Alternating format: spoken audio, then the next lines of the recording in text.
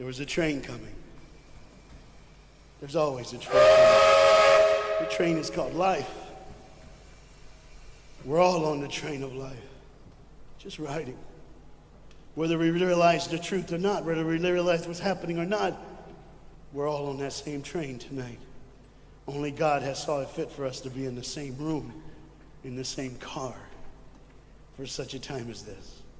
When they get to the edge of the train track, he could see where his father worked. You see the bridge? That's what his dad did. You see, the bridge was very, very important. Boats needed to come to the harbor to get off their goods so they could make money. But trains were coming with people going from one town to the next.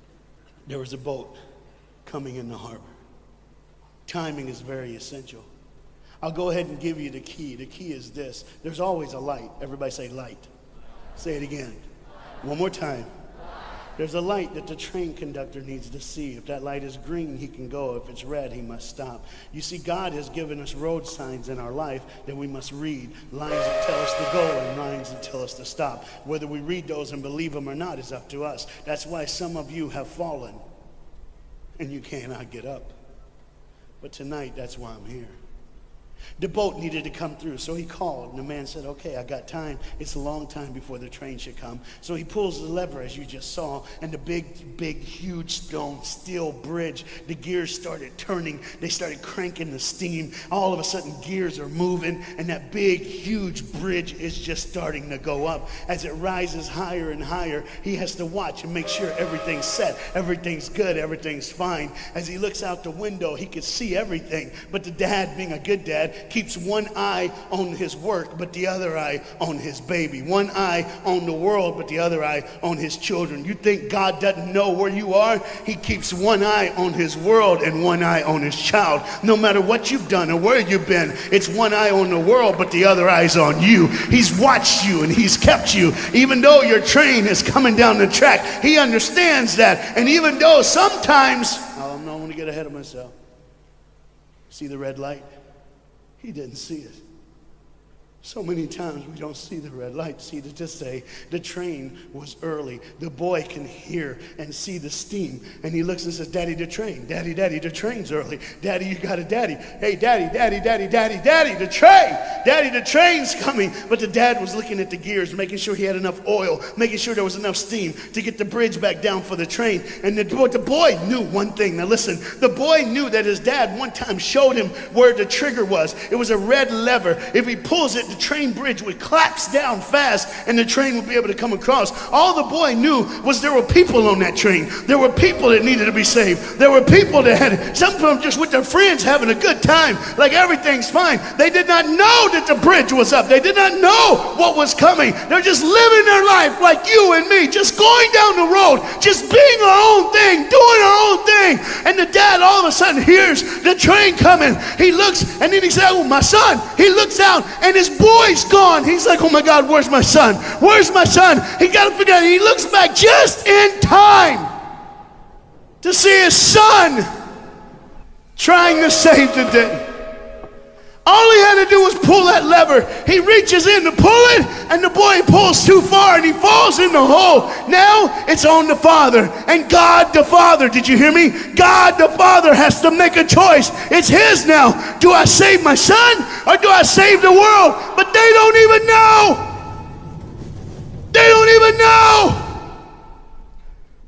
The greatest decision of his life. He could blame it on them not seeing the red light. He could blame it doesn't matter anymore. Pull the lever, save the world. Leave it up, save your son. For God so loved the world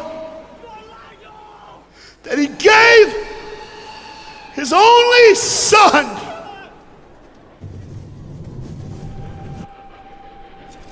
Whosoever believes in him will not perish. 3, 2, 1. He said, and they didn't even know. They never would know. I didn't even know the train goes by. It's fine. Everything's cool. The bridge is down. Just like always. It's always going to be down. Are you hearing me tonight? He gave his only son. For God so loved the world that he gave. And you know what's amazing? I wonder what God did right when his son died on that cross. When he breathed his last breath. When he took that breath and he breathed and it was over. Here's what the Father would have looked like. They didn't even know, just trying to think of their life. Just trying to figure out what they're going to do next. Just thinking about the person they're going to see, the people they're going to hang out with.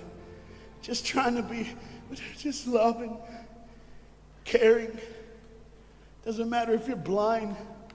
Doesn't matter if you're putting on a little more makeup, trying to look pretty for somebody, or just wearing another mask. It doesn't matter. God gave his son for you.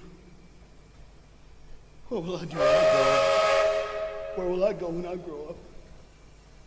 What can I change? And there was a girl in the bathroom on the train, liquefying her heroin to shoot up one more time. He died for her.